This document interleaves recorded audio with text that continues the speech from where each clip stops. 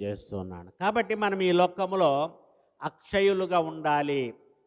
క్షయమైపోయేటువంటి ఈ యొక్క గుడారము, శిథిలమైపోయేటువంటి గుడారం అంటే ఇది క్షయమైపోయేది. దానినే పౌలు కొరింథీయులకు రాసిన 2వ పత్రిక 5వ అధ్యాయంలో ఆయన సెలవిస్తున్నాడు.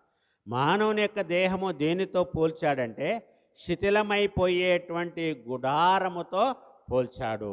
అలాగే ఈ క్షయమైనటువంటిది అక్షయతను ధరించుకోవాలి.